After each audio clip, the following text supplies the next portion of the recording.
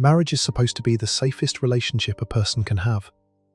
The person you build a life with, sleep next to, raise children with, share every mundane and meaningful moment with. They should be the last person in the world you have to fear.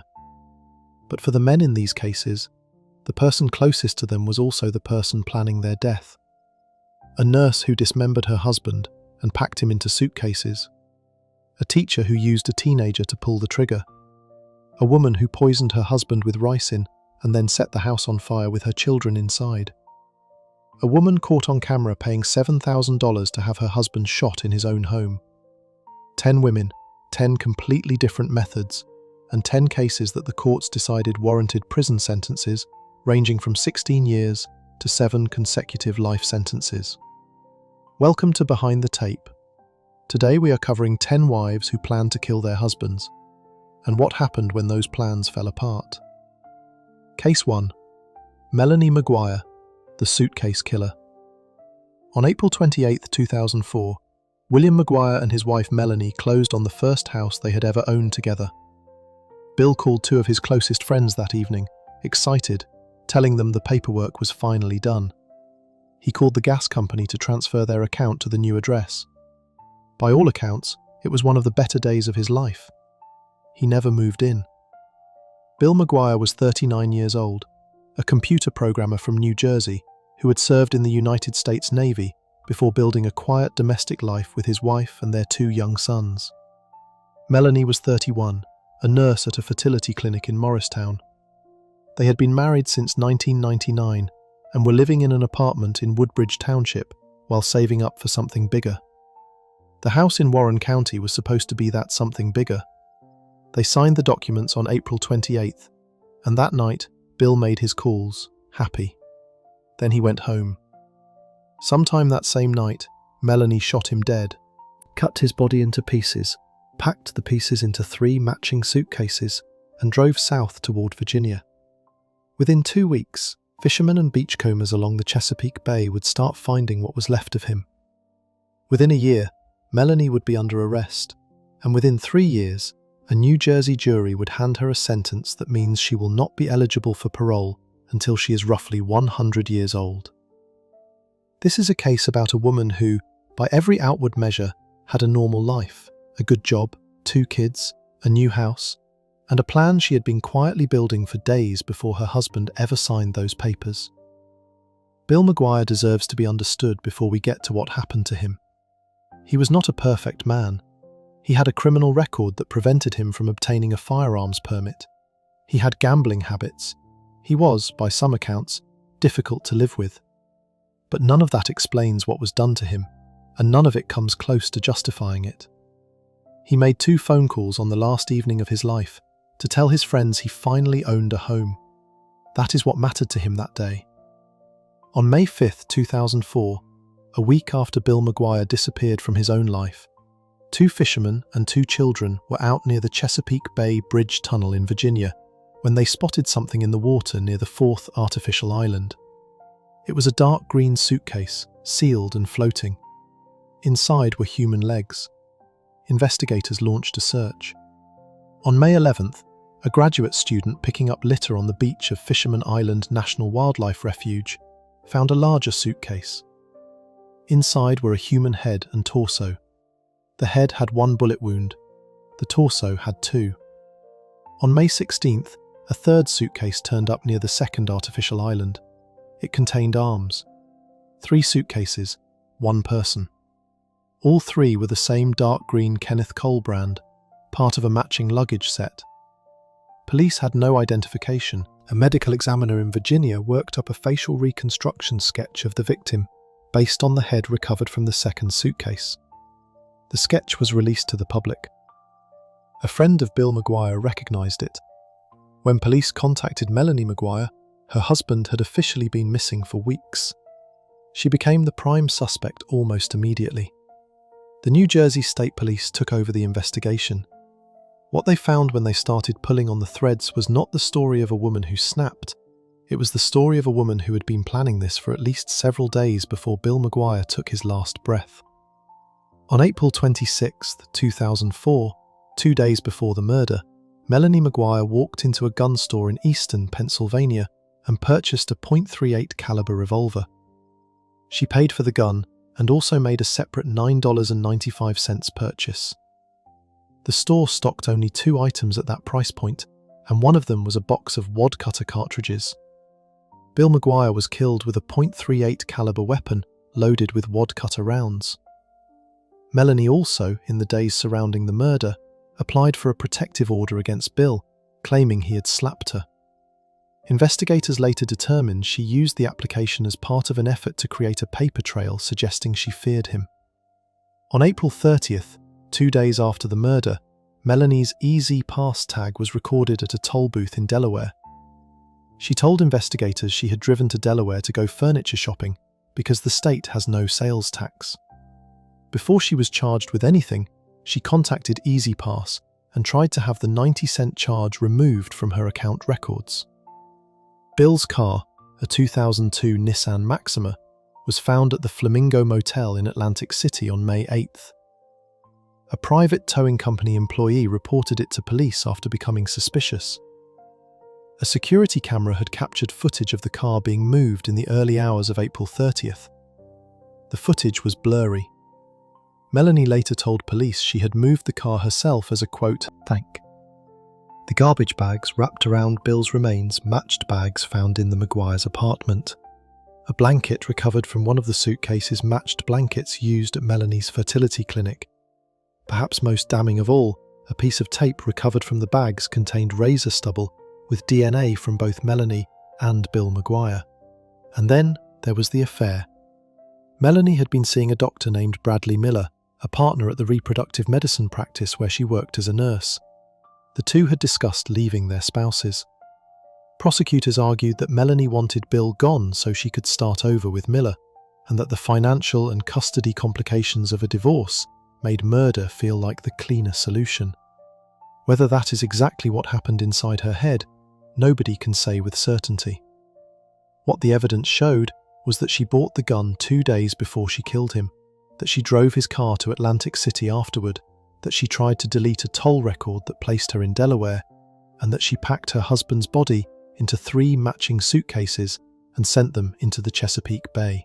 Melanie Maguire was arrested on June 5, 2005, more than a year after Bill's body was found. She was charged with first-degree murder. She pleaded not guilty. Her defense attorney was Joseph Tacopina, a well-known lawyer who made 2 central arguments.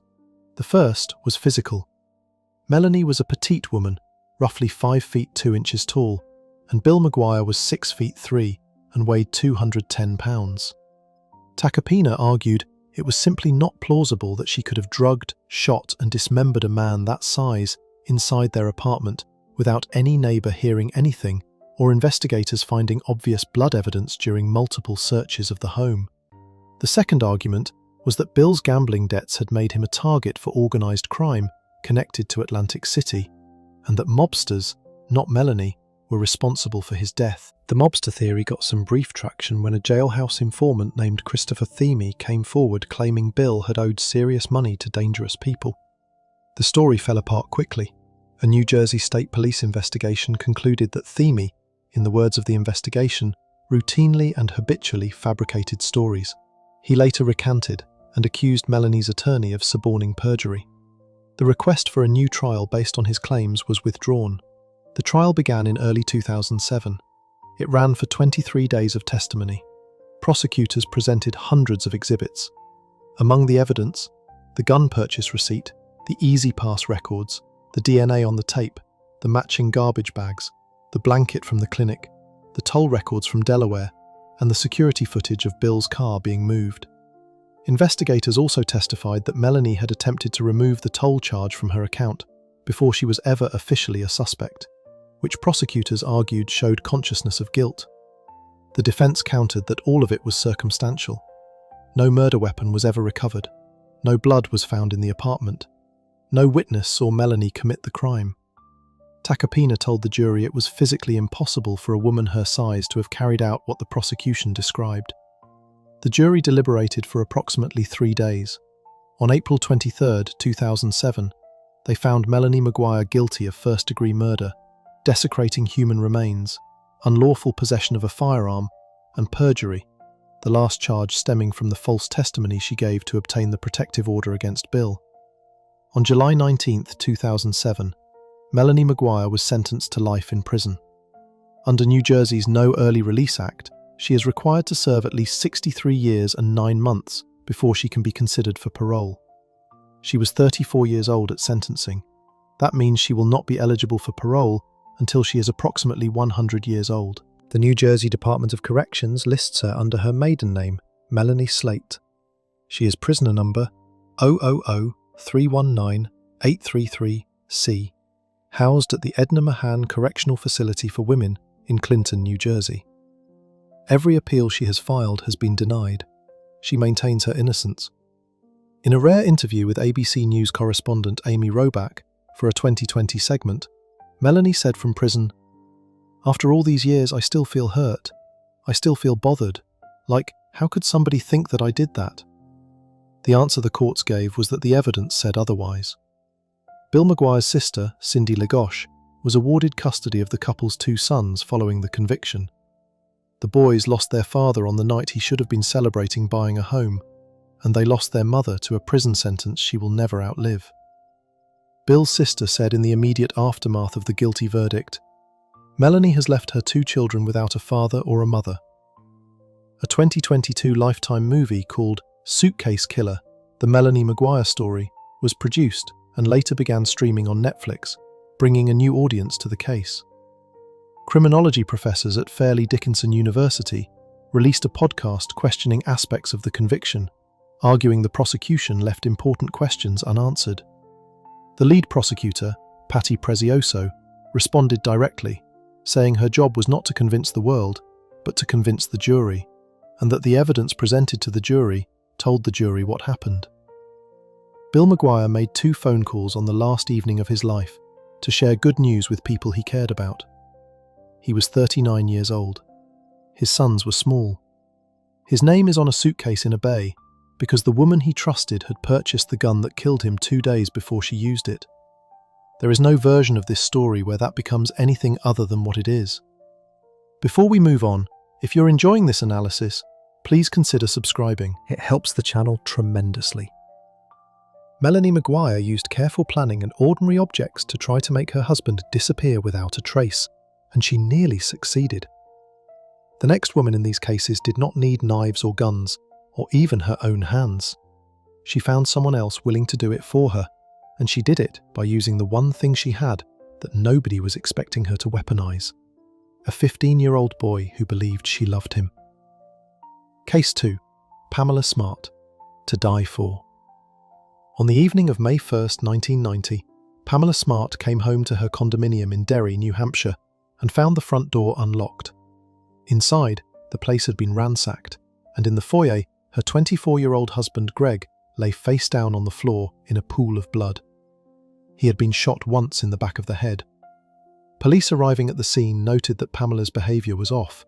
She seemed too composed for a woman who had just found her husband dead. She was willing to talk to the media almost immediately. She walked straight through the blood-stained carpet without flinching.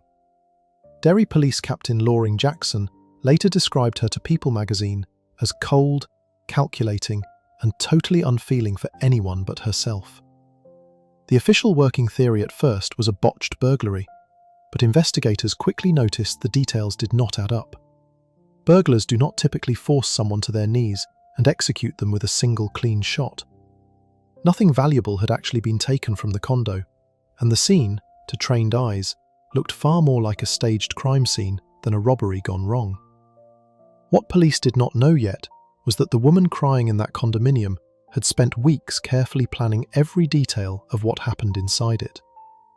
Pamela Ann Wojas was born on August 16, 1967, in Coral Gables, Florida. She grew up in Miami before her family moved to New Hampshire when she was in 8th grade. She was a cheerleader at Pinkerton Academy in Derry, popular, sharp, and driven. She attended Florida State University on a communications degree, graduated with honors with a 3.85 GPA, and ran her own college radio show. She was known around campus as the Maiden of Metal for her obsession with heavy metal music. Her car's license plate read Halen, after Van Halen. It was that shared love of rock music that first connected her to Greg Smart. She met him at a New Year's Eve party in New Hampshire in 1986, during her college Christmas break. He was long-haired, handsome, and just as passionate about rock music as she was. He moved down to Florida to be with her while she finished her degree. After she graduated, the two moved back to New Hampshire, bought a condo in Derry, and married on May 7, 1989. Greg cut his hair and took a job selling insurance at his father's firm. Pamela started work as a media coordinator for the school district that covered Winnacunnet High School in Hampton. They got a Shih Tzu puppy that Pamela named Halen. From the outside, it looked like a solid young marriage just getting started, but it was already cracking. Months into the marriage, Greg admitted to a one-night stand. Pamela later said that confession changed everything for her and made her want out. The marriage carried on, but the warmth had gone cold on her side. She had dreamed of a career in television. Instead, she found herself in a suburban condo in New Hampshire with a husband who had traded his long hair and leather jacket for a suit and a desk job. By her own account, she felt trapped.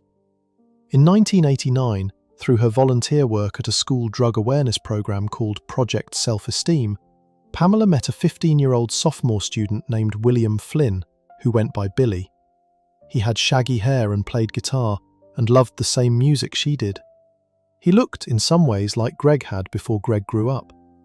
According to testimony Billy later gave at trial, he was immediately infatuated with Pamela from the moment he saw her at a school assembly. Pamela later described him as easy to talk to and friendly. The two began spending time together, along with Pamela's teenage intern Cecilia Pierce. In late March 1990, Pamela invited Billy and Cecilia to her condo to watch the film 9.5 Weeks. At some point during the evening, she sent Cecilia outside to walk the dog. Then she and Billy, who was 15 years old, had sex for the first time.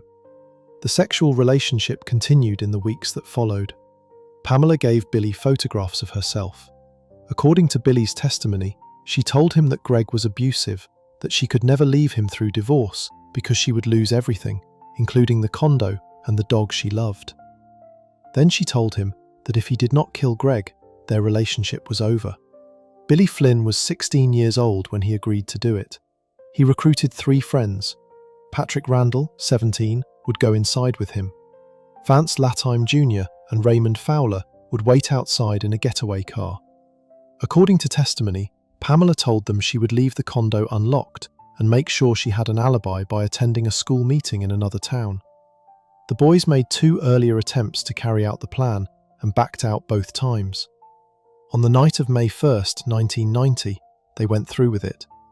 Flynn and Randall entered the unlocked condo and waited. When Greg Smart arrived home from work, they forced him to his knees in the foyer. Randall held a knife to his throat. According to Billy's testimony at trial, Greg begged for his life. Flynn pressed a .38 caliber pistol to the back of Greg's head and said, "God forgive me," before pulling the trigger. Greg Smart was shot once and died on the floor of his own home. He was 24 years old. The boys ransacked the condo to make it look like a robbery, then left. Pamela arrived home later that evening, called 911, and told police she had found her husband dead. 2 weeks after the murder, police received an anonymous phone call. The caller said Pamela Smart had been involved in planning the murder and named Cecilia Pierce as someone who knew about it. Investigators brought in Pierce, who agreed to wear a wire and record conversations with Pamela. In one of those recorded conversations, Pamela did not know she was being taped. She told Pierce, "If you tell the truth, you will send me to the slammer for the rest of my life." That recording became the backbone of the prosecution's case. Around the same time, Vance Latime's father noticed that a .38 caliber pistol he kept in his home had recently been cleaned without his knowledge. He brought it to the police, suspecting it might be connected to the Smart murder. It was. Police arrested Flynn, Randall, and Latime. All 3 quickly gave statements naming Pamela Smart as the person who had planned and orchestrated the killing. Raymond Fowler was arrested shortly after. All 4 teenagers agreed to plead guilty to second-degree murder and testify against Pamela in exchange for reduced sentences. Pamela Smart was arrested on August 1st, 1990. Detective Daniel Pelletier approached her in the school parking lot. She recognized him and asked casually what was going on. He told her he had good news and bad news. The good news was they had solved her husband's murder. The bad news was she was under arrest for first-degree murder. She was handcuffed and taken to the Derry District Court. Her trial began on March 4, 1991, at the Rockingham County Superior Court in Exeter, New Hampshire. It was one of the first murder trials in United States history to be televised in full from start to finish. People lined up outside the courthouse each morning, hoping to get a seat inside. Those who could not get in watched on monitors set up in a separate room. Television crews packed the press area. The case had everything that cable news was hungry for: a young, attractive woman, an affair with a teenager, a dead husband, and a small New Hampshire town that could not believe any of it was real. The prosecution's case was built on the testimony of Flynn and his friends, and on the secretly recorded conversations Cecilia Pierce had made. Assistant Attorney General Diane Nicolosi described Pamela as an evil woman bent on murder who had manipulated a group of naive teenagers. The prosecution argued her motive was twofold. She wanted to be free of her husband, and she stood to collect a $140,000 life insurance policy on his life. Billy Flynn testified on the witness stand on his 17th birthday. He sobbed during portions of his testimony. He said he did not want to lose Pamela, that he believed he was in love with her, and that he had gone through with the murder because she had made him feel it was the only way they could be together. He described in detail what happened in that foyer on the night of May 1st. Pamela took the stand in her own defense. She admitted to the sexual relationship with Flynn, but insisted she had never asked him or anyone else to kill her husband. She claimed Flynn acted alone, out of jealousy, after she told him she wanted to repair her marriage and end the affair. The jury did not believe her. After 13 hours of deliberation, they returned a guilty verdict on March 22, 1991. Greg Smart's mother Judith cried out, "Thank you, God," when the verdict was read aloud. Pamela Smart was convicted of being an accomplice to first-degree murder, conspiracy to commit murder, and witness tampering. She was sentenced the same day to life in prison, without the possibility of parole. She was 23 years old. Flynn was sentenced to 28 years to life. Randall received 40 years to life, later reduced. Latime was sentenced to 18 years to life. Fowler received 30 years on conspiracy and attempted burglary charges. All 4 teenagers have since been released on parole. Flynn was paroled on June 4, 2015, at age 41. Randall was released the same day. Latime and Fowler were released earlier. Every person convicted in connection with the murder of Greg Smart has walked out of prison. Pamela Smart has not. She was transferred in 1993 to Bedford Hills Correctional Facility for Women, a maximum security prison in Westchester County, New York, where she remains today. She earned a doctorate in ministry and 3 master's degrees while incarcerated. She was ordained as a minister. She tutored fellow inmates and sat on an inmate liaison committee. She spent over 3 decades insisting she had no role in her husband's death. Then, in June 2024, she released a video statement and said for the first time that she was responsible. She described spending years deflecting blame as a coping mechanism because the truth of her responsibility was too difficult to face. Greg Smart's cousin, Val Wright, told the Associated Press that Pamela had danced around a real confession without actually admitting the specific facts, and pointed out that in the entire statement, Pamela never once said Greg Smart's name. The New Hampshire governor at the time, Kelly Ayotte, rejected her most recent request for a sentence reduction hearing in 2025. In January 2026, her attorneys filed a federal habeas corpus petition, arguing her trial was fundamentally unfair due to the wall-to-wall media coverage that blurred the line between allegation and evidence before the jury ever entered the courtroom. Greg Smart's brother Dean told People in 1991, "We all believed these boys would never have done this on their own." He called the life sentence fair. Greg was 24 years old when he died in the foyer of his own home, on his knees, 10 months into his marriage. The case inspired the 1992 novel To Die For by Joyce Maynard, which was adapted into a 1995 film starring Nicole Kidman and Joaquin Phoenix. Maynard later wrote to the New Hampshire governor asking whether her fictional portrayal had unfairly shaped public perception of Pamela Smart, and whether Smart deserved a chance at parole. Pamela Smart is 57 years old. She has been behind bars for 34 years. Every teenager who walked into that condo on May 1st, 1990, has been free for a decade. The man they killed never got to be 25. Before we move on, if you're enjoying this analysis, please consider subscribing. It helps the channel tremendously. While Pamela Smart used a teenage boy as the weapon, the next case involves a wife who chose a far more invisible method, one that left her husband hospitalized 11 times before anyone thought to look at what was in his food. Case 3. Stacy Castor, the Black Widow of New York. Stacy Daniels was born on July 24, 1967, in Clay, New York, a small town in Onondaga County near Syracuse. Her mother, Judy Eaton, later described her daughter as very intelligent, someone who had once dreamed of becoming a paralegal or a lawyer. She grew up in upstate New York and at 17 years old met a man named Michael Wallace. She later told interviewers that she knew within 5 minutes of meeting him that she was going to marry him. On April 7, 1990, she did exactly that. The couple had 2 daughters together, Ashley, born in 1987, and Bree, born in 1990. Michael worked as a mechanic on the evening shift, while Stacy worked days as an ambulance dispatcher. They had very little money. To the people around them, they looked like a normal working-class family, doing what they could to get by. In the winter of 1999, Michael Wallace got sick. It started small. He felt unsteady, confused at times, like he was drunk even when he had not been drinking. His doctor suspected an inner ear disorder and noted the symptoms without finding a clear cause. Michael's condition worsened through the holiday season.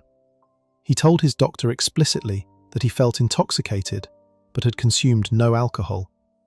That symptom, as investigators would discover years later, is a classic early sign of antifreeze poisoning. Antifreeze contains ethylene glycol, a substance with a deceptively sweet taste that causes the body to produce calcium oxalate crystals inside the organs as it breaks down. Those crystals do not dissolve. They stay in the kidneys and liver for years, even decades, even after death. On January 11, 2000, Michael Wallace was found unresponsive on the sofa in the family home. He was taken to the hospital and pronounced dead. He was 38 years old. Doctors ruled the cause of death a heart attack. Michael's sister was not satisfied and asked for an autopsy. Stacy refused, saying she trusted what the doctors had told her. Michael Wallace was buried without one. After his death, Stacy collected a $55,000 life insurance policy in his name. She moved on. In 2001, through her employer, Stacy met a man named David Castor. He owned a heating and air conditioning business called Liverpool Heating and Air Conditioning, and Stacy worked as his office manager. David was described by people who knew him as outdoorsy, work-driven, and conscientious. He had a grown son, David Jr., from a previous marriage. In August 2003, Stacy and David married. She took his surname. The blended household included her 2 daughters from her first marriage, though Ashley and Bree reportedly struggled to connect with their stepfather, and there were tensions over money and how David treated the girls. On the afternoon of August 22, 2005, Stacy called the Onondaga County Sheriff's Office. She said her husband had locked himself in their bedroom the previous morning, following an argument, and had not come out. She said she was scared. Deputies responded, kicked in the locked bedroom door, and found David Castor face down and naked in the bed, surrounded by his own vomit. On the nightstand sat 2 glasses and a bottle of liquor. One of the glasses contained a bright green liquid. On the floor beside the bed was an open container of antifreeze. There was no suicide note. David Castor was 48 years old. He was dead. The scene looked like a suicide. Stacy told investigators that David had been depressed following the recent death of his father and suggested his state of mind had led him to drink antifreeze and end his life. But the detective who responded that day, Onondaga County Sheriff's Office Detective Dominic Spinelli, was not convinced from the start. Antifreeze, Spinelli knew, could take as many as 72 hours to kill a person. It is an agonizing process involving confusion, nausea, and progressive organ failure. For a man who owned a gun and kept it under the bed, poison was an unusual choice. There was also no note. Investigators sent everything from the scene to be tested.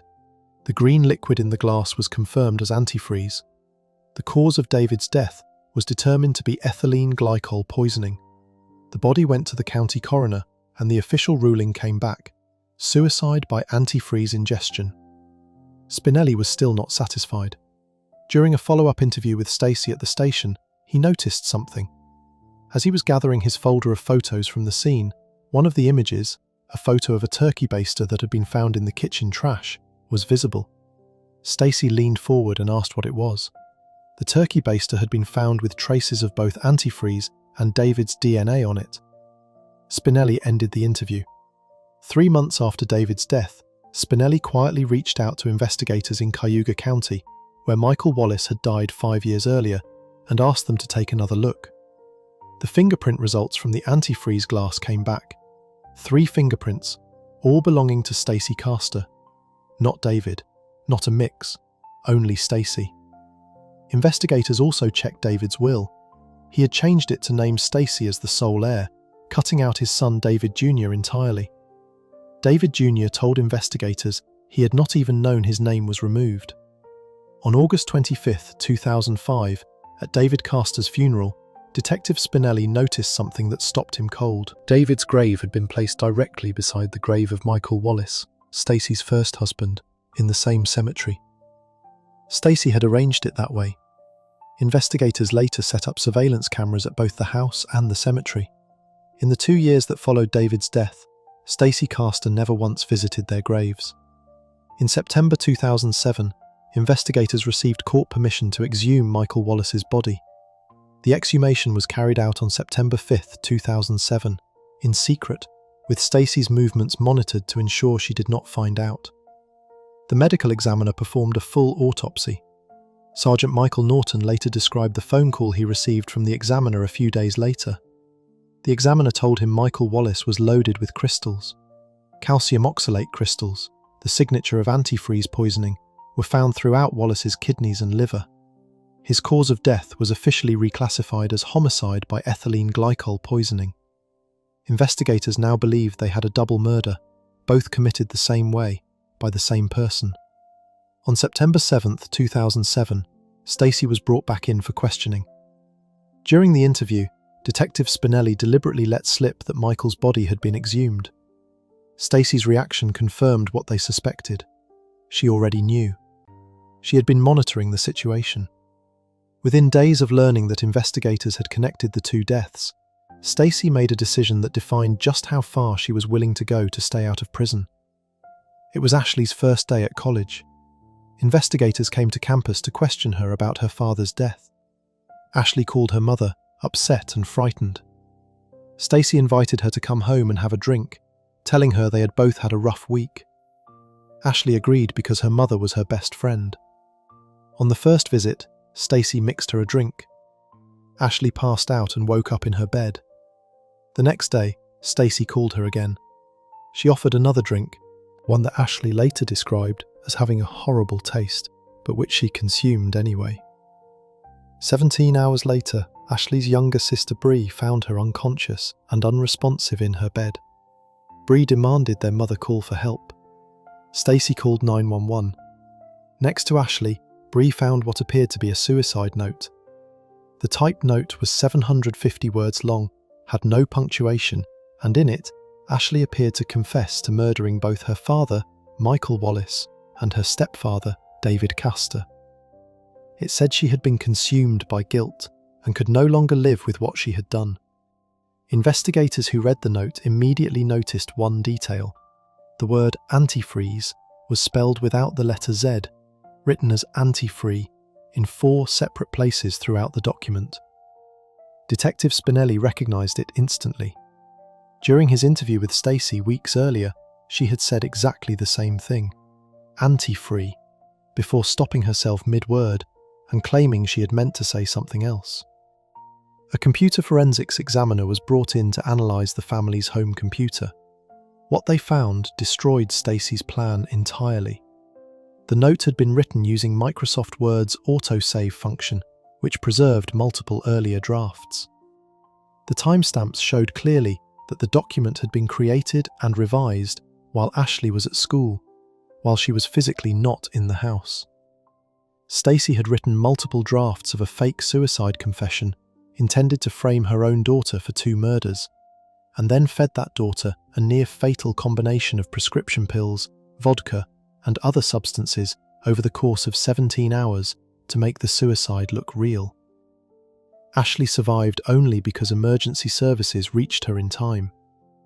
Doctors said if she had arrived 10 minutes later, she would not have made it.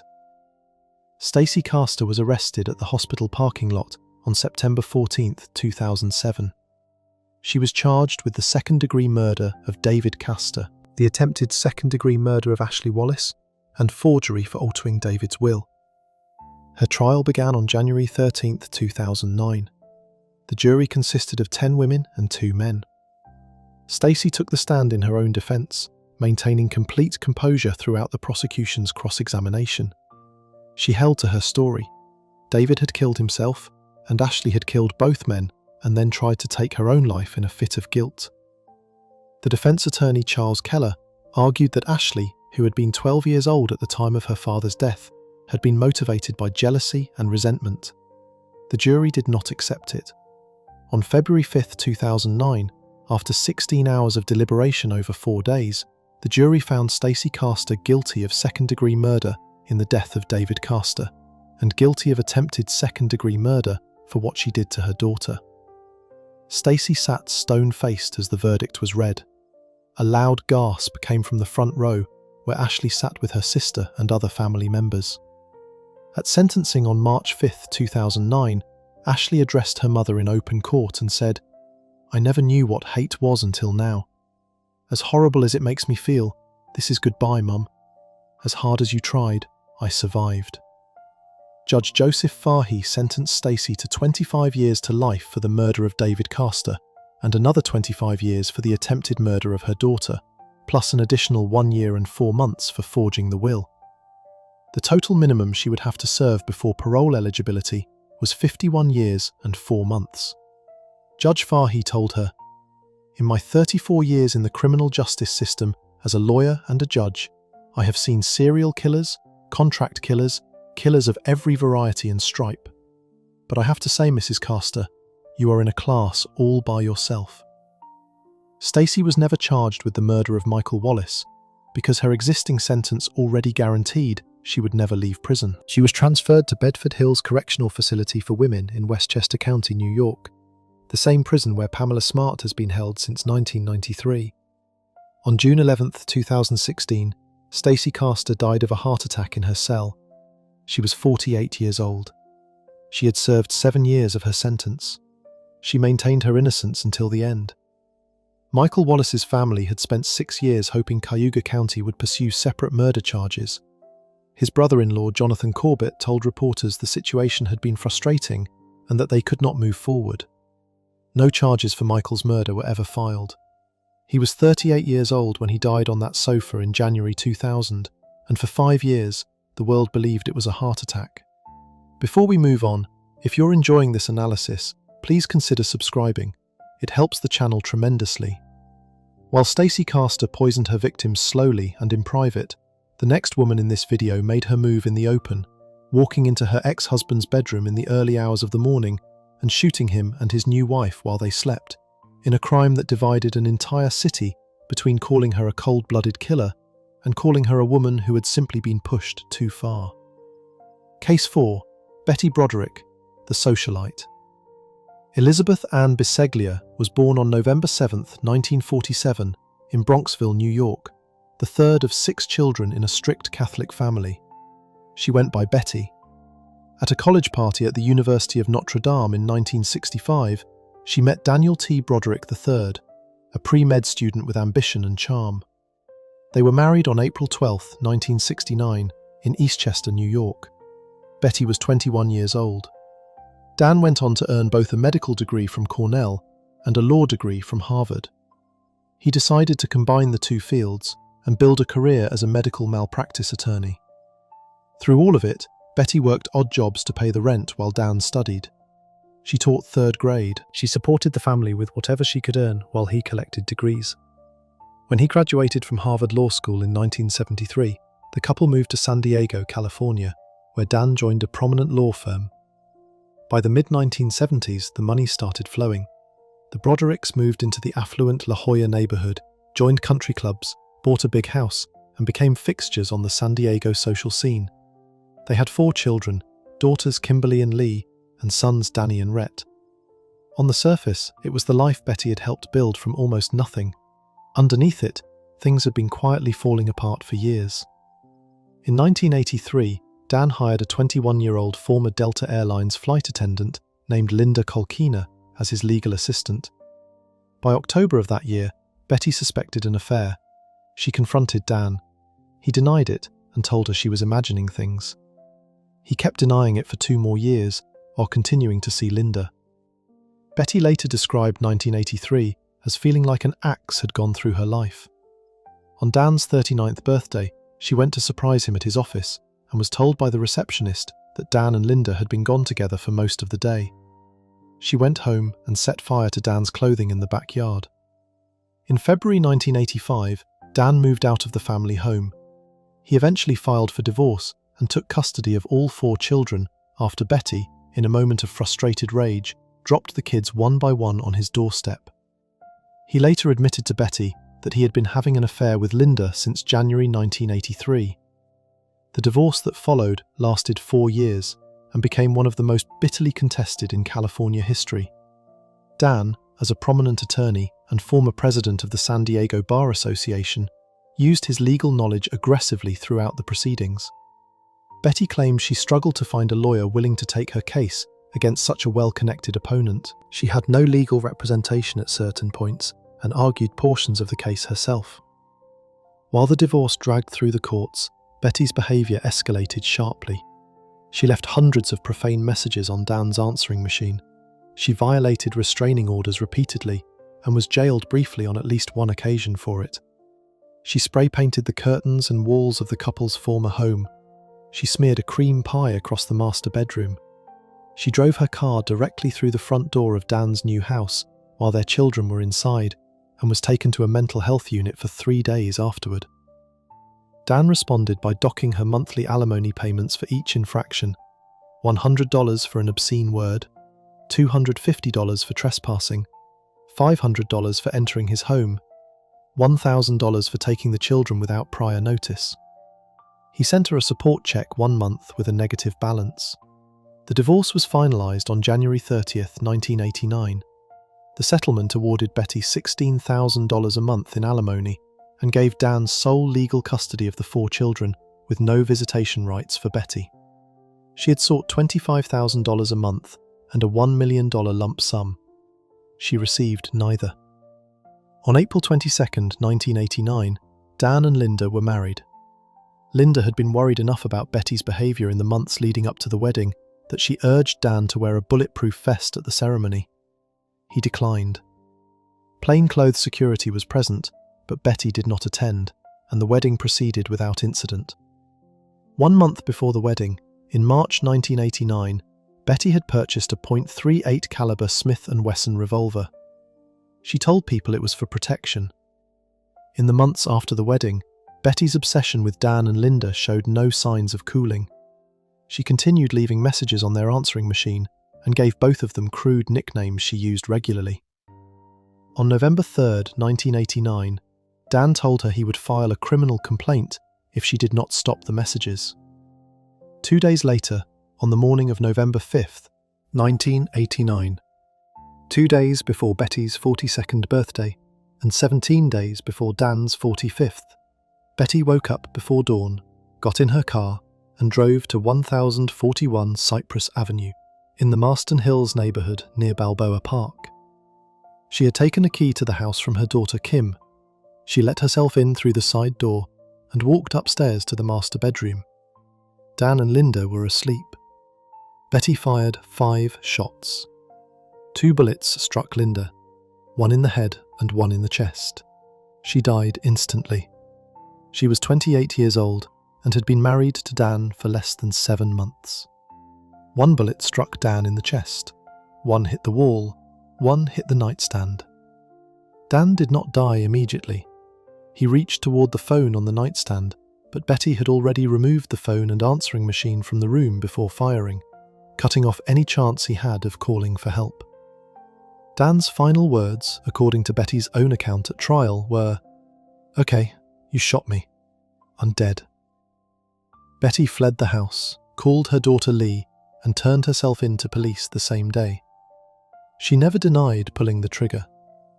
Betty was charged with 2 counts of murder. Her first trial began in October 1990. Both of her daughters, Kim and Lee, took the stand. Kim testified that she believed the shootings were intentional and that her mother had displayed anger and instability long before the murders. Lee testified in support of her mother, describing years of psychological manipulation by Dan. Betty took the stand herself in both trials.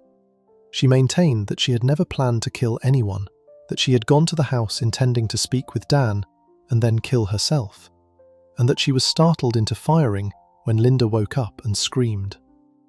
Prosecutor Kerry Wells described the killings in closing arguments as a double execution and pointed directly to Betty removing the phone before shooting as proof of deliberate intent. The first trial ended in a hung jury. 2 jurors believed the killings constituted manslaughter rather than murder.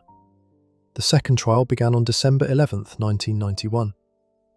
On December 10, 1991, the jury found Betty guilty on 2 counts of second-degree murder. She sat with a slight smile as the verdict was read. Her attorney, Jack Early, attributed it to her instinct as a social person. The prosecution had hoped for a first-degree murder conviction, but accepted the second-degree verdict. On February 7, 1992, Judge Thomas Whelan sentenced Betty to the maximum available under the law for the 2 second-degree murder convictions, 2 consecutive terms of 15 years to life, plus 2 additional years for illegal use of a firearm.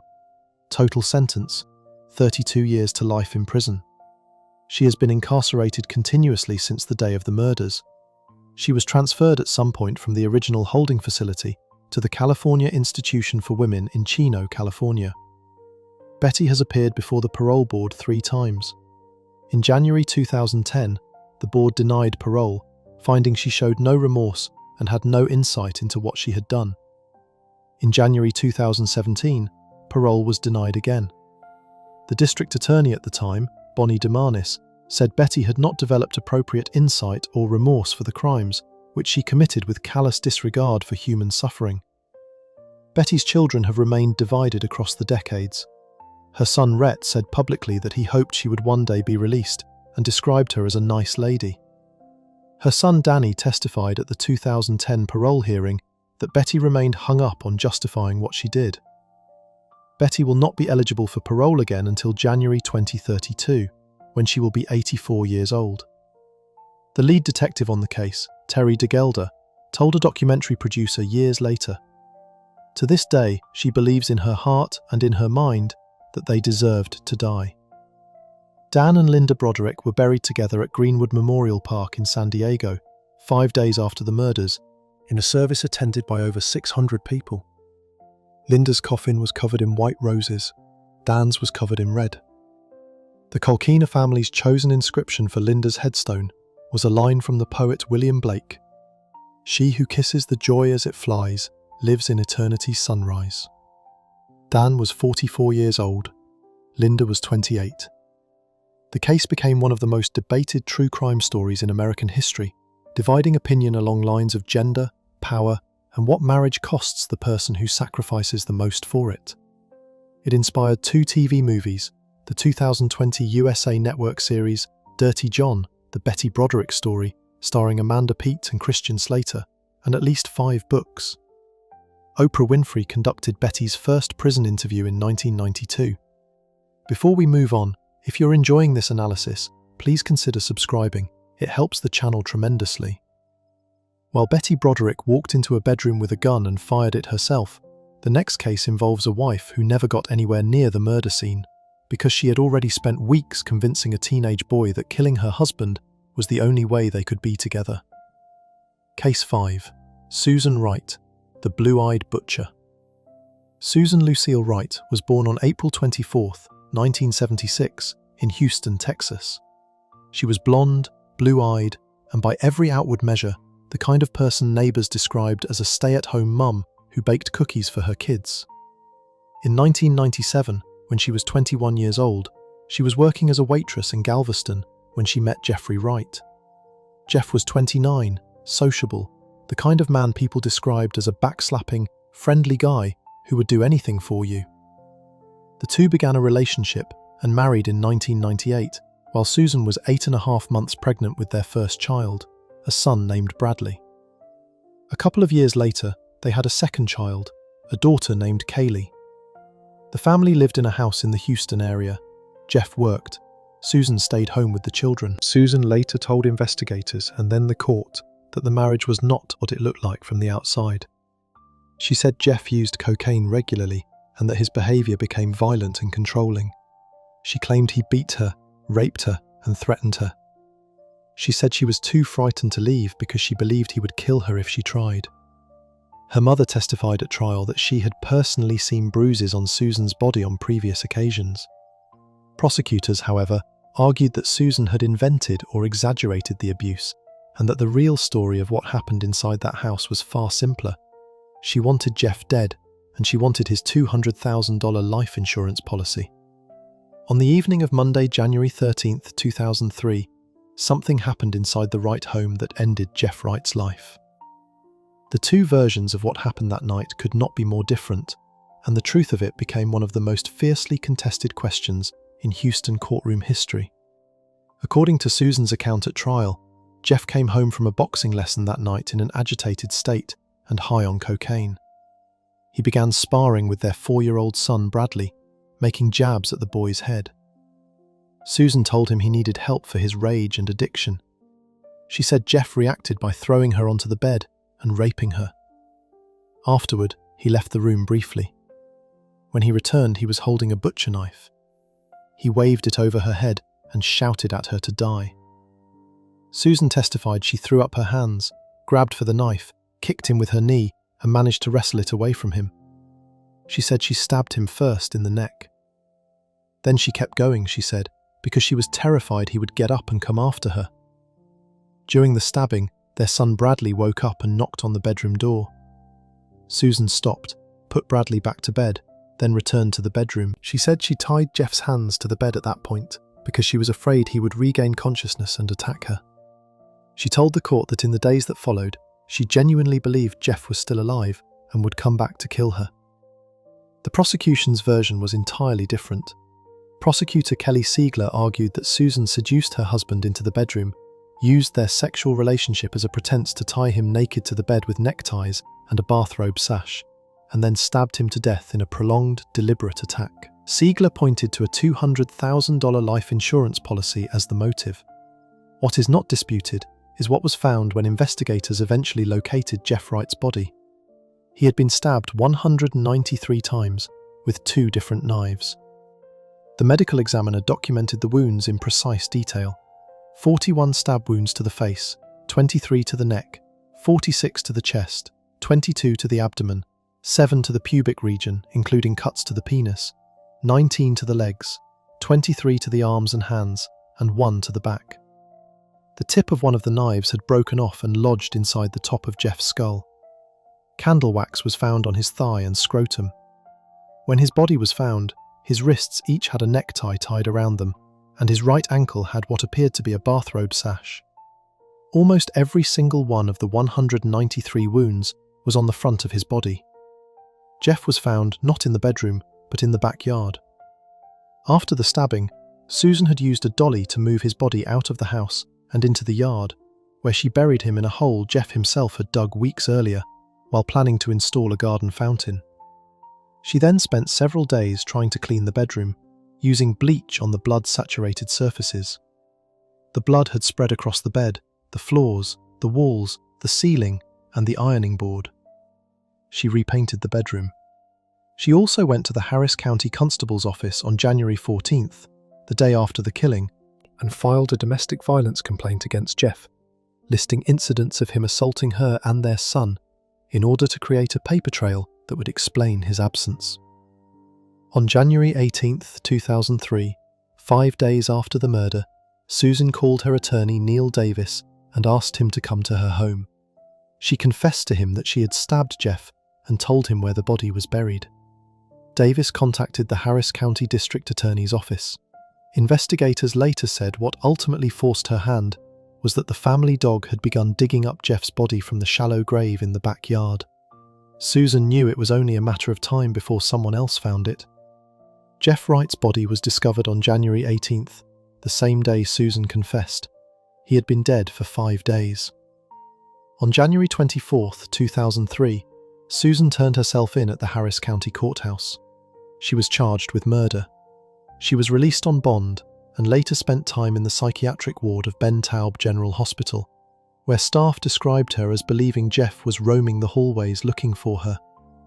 Her trial began on February 24, 2004. Susan pleaded not guilty by reason of self-defense. The defense presented photos taken by the Harris County Constable's office, showing scratches and bruises on Susan's body around the time of the killing. Her mother testified about the bruises she had seen over the years.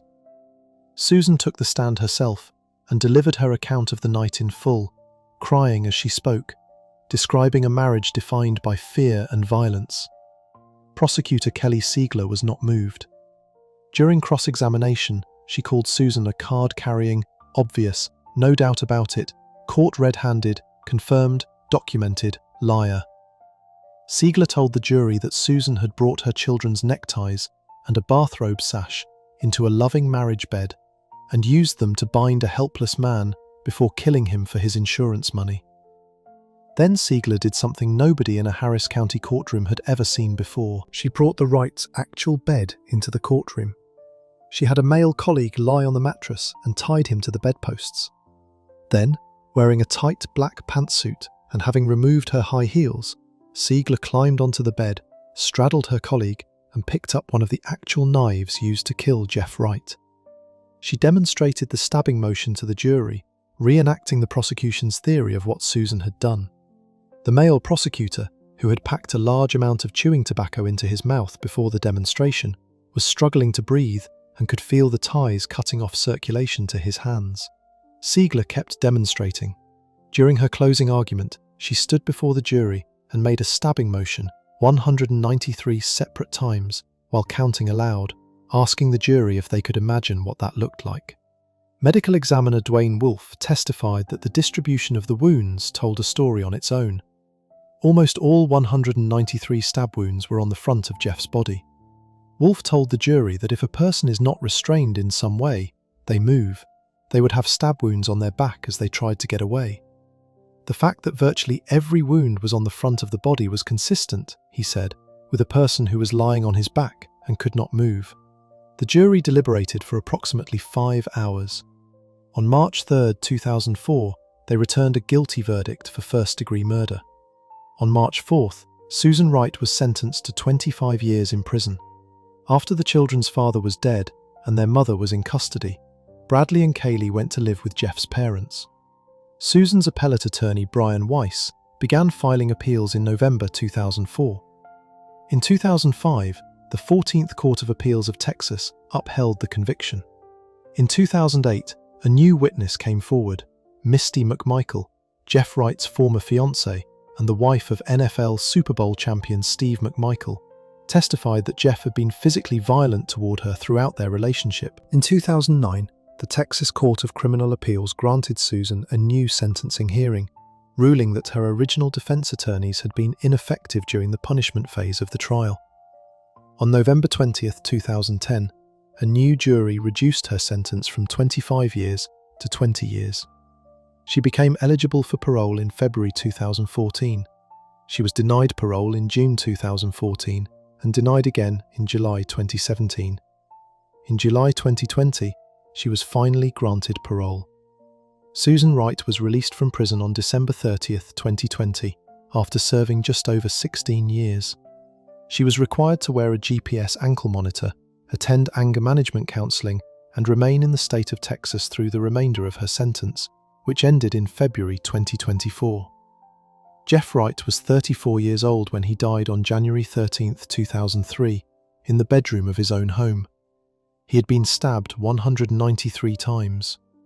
The tip of the knife that killed him broke inside his skull and stayed there. Before we move on, if you're enjoying this analysis, please consider subscribing. It helps the channel tremendously. While Susan Wright used her own hands and never tried to hide what she had done for long, the next case involves a woman who handed the job to someone else entirely, a lover she had found in a psychiatric facility, someone she convinced was the only person who could free her from a marriage she claimed was slowly destroying her. Case 6. Celeste Beard, the Gold Digger. Celeste Johnson was born on February 13, 1963. Her biological parents are unknown to her. She met her birth mother once, who told her, "I am not your mother. I was just your incubator." She was adopted and claimed her adoptive father physically abused her. She said she attempted suicide during puberty. By the time she was 17, she was pregnant and in a relationship with a man named Craig Bratcher, who would later be described as abusive. She gave birth to twin daughters with him, Christina and Jennifer. Craig Bratcher died by suicide in 1996. Before turning 30, Celeste had been married and divorced twice more. She was working as a waitress at the Austin Country Club in 1993 when she met Stephen Beard. Stephen was 68 years old. His wife of 42 years had just died of cancer. He was a retired television executive, a co-founder of the Austin-based TV station that later became Key, and a self-made multimillionaire with a net worth estimated at around $12 million. Celeste was 30. Friends and family of Stephen's later described their concern openly. One neighbour told People magazine, "They didn't have anything in common except his money." Stephen saw it differently. He fell in love. Celeste and her daughters moved into his home, and on February 18, 1995, he and Celeste were married. Stephen was 70 years old. Celeste was 32. He adopted her twin daughters following the death of their biological father. The family lived in an expensive home Stephen had commissioned in a Westlake Hills subdivision on the outskirts of Austin. The monthly budget for household expenses was $35,000. According to Celeste's own account, she regularly spent more than that. In the first few years of the marriage, Stephen discovered that Celeste had been going into his safe deposit box and removing his late wife's jewellery and silver without his knowledge. He filed for divorce. The couple reconciled, but the trust between them had cracked. Celeste struggled with depression, and her mental state became increasingly unstable. At one point, according to her daughters, she grabbed a fire poker and threatened to kill herself during an argument with Stephen. Police were called. The situation was resolved, and Celeste agreed to check herself into psychiatric treatment. In early 1999, she was admitted to St. David's Pavilion, a psychiatric hospital in Austin. It was there that she met Tracy Tarleton. Tarleton was 40 years old, openly gay, and had been admitted for treatment of a bipolar disorder and depression. She managed Austin's largest independent bookstore. The two women were both patients at the same facility at the same time, and they formed an intense friendship quickly, bonding over shared histories of childhood trauma. Tarleton later testified that within the hospital, Celeste came to her room one night and kissed her, and that from that point on, their relationship became romantic. She said Celeste told her repeatedly that she had only married Stephen to secure custody of her daughters, that she felt trapped, that Stephen was slowly destroying her psychologically, and that she could not see a way out of the marriage. Celeste would later deny all of it. After leaving St. David's, both women transferred to Timberlawn Hospital in Dallas for further treatment. While at Timberlawn, Tarleton's therapist noted in medical records that Tarleton had said, in reference to people she felt were standing in her way, that this would be solved if certain people met with untimely deaths. The therapist believed she was referring to Stephen Beard. Neither Stephen nor Celeste was informed of this statement at the time. After their discharge, Tarleton and Celeste continued to spend time together. Friends and co-workers at Tarleton's bookstore noticed the nature of their relationship.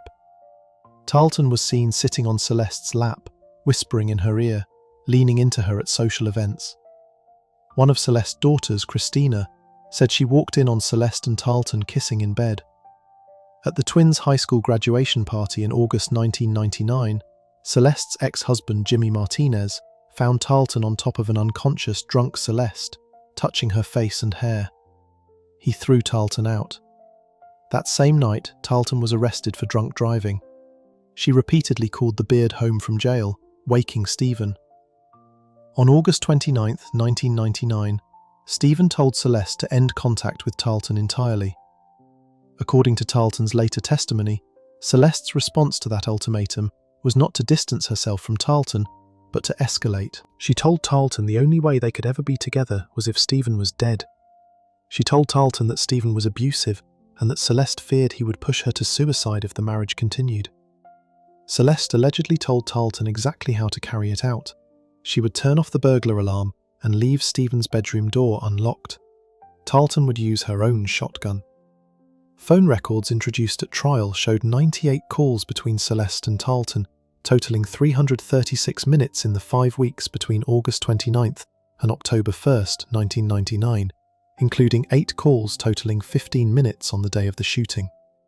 In the early hours of October 2nd, 1999, at approximately 3:30 a.m., Tarleton entered the Beard home in Westlake Hills, while Celeste and her daughters were in another wing of the house. She walked to Stephen's bedroom and shot the sleeping 74-year-old man in the stomach with a 20-gauge shotgun. Then she fled. Stephen Beard did not die immediately. He woke up and called 911 himself. On the recording, he told the operator, "My guts just jumped out of my stomach. They blew out. They're lying on my stomach. I don't know what happened." The responding officer got no answer at the door, spotted Stephen through a window lying injured on the bed, and broke through a sliding glass door to get inside. Celeste and one of her daughters emerged from the far wing of the house only after police had entered. Investigators found a spent 20-gauge shotgun shell near Stephen's bed. Within days, acting on a tip from the daughters' boyfriends, police connected the shell to a shotgun owned by Tracy Tarleton. When officers went to Tarleton's home, they found walls covered in photographs of Celeste. Tarleton was arrested on October 8, 1999, 5 days after the shooting, while Stephen was still alive, and charged with injury to an elderly person. She admitted to the shooting, but refused to explain why. At the hospital, Celeste posted a written notice at Stephen's room door, stating that no one, including police officers, was to be admitted to speak with him. When investigators made a second attempt to question Stephen, who could not speak because of tubes in his mouth and throat, they noted that he became visibly agitated when Tarleton's name was mentioned. He never spoke to investigators. Celeste's attorney denied them further access. Stephen was hospitalized for nearly 4 months, undergoing multiple surgeries. He was discharged on January 18, 2000, and sent home in Celeste's care. The following day, Celeste called his doctor and had him readmitted, citing a severe infection. According to prosecutors, and later supported by Tarleton's testimony, Celeste introduced material into Stephen's wound while he was at home to deliberately worsen the infection and accelerate his death. Celeste denied this. Stephen Beard died on January 22, 2000. He was 75 years old. The cause of death was septic shock, stemming directly from the original gunshot wound. Tarleton's charge was upgraded to murder.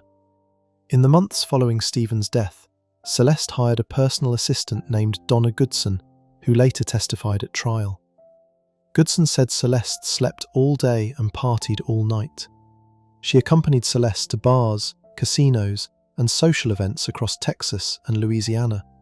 According to Beard's accountant, in the weeks and months following Stephen's death, Celeste spent $321,000 between October and November 1999, another $249,000 by December 10th, and an additional $100,000 in the 6 weeks ending March 31st, 2000.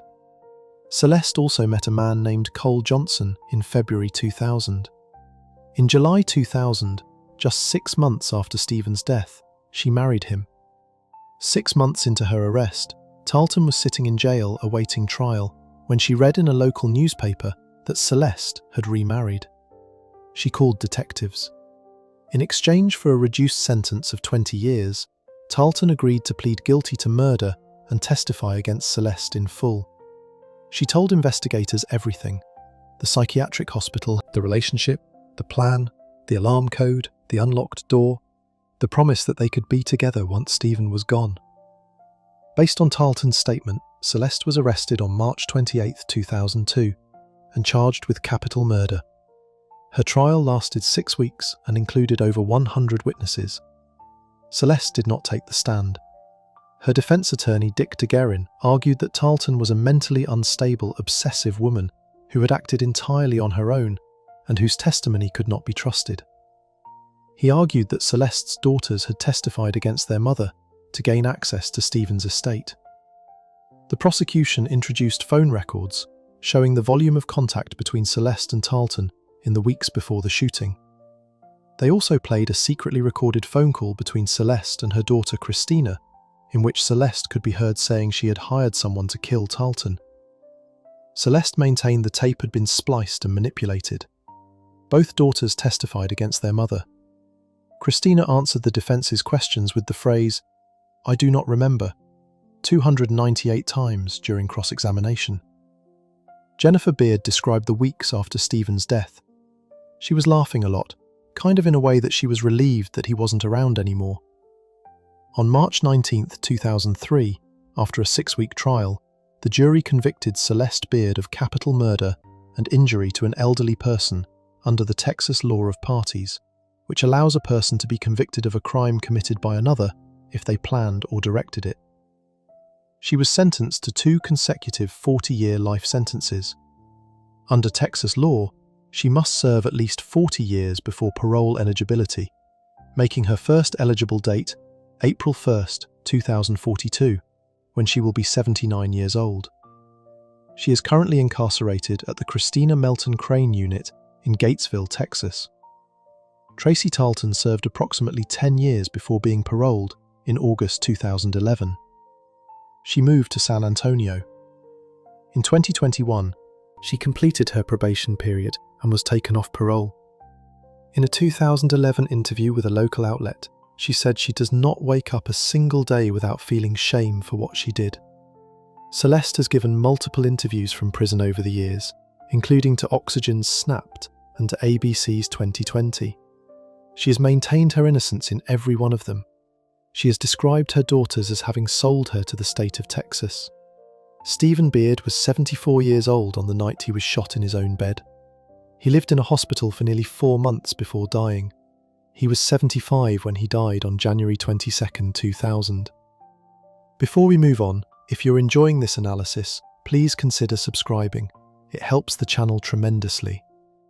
While Celeste Beard used another person as her weapon and kept herself far from the crime scene, the next woman in this video went in a completely different direction.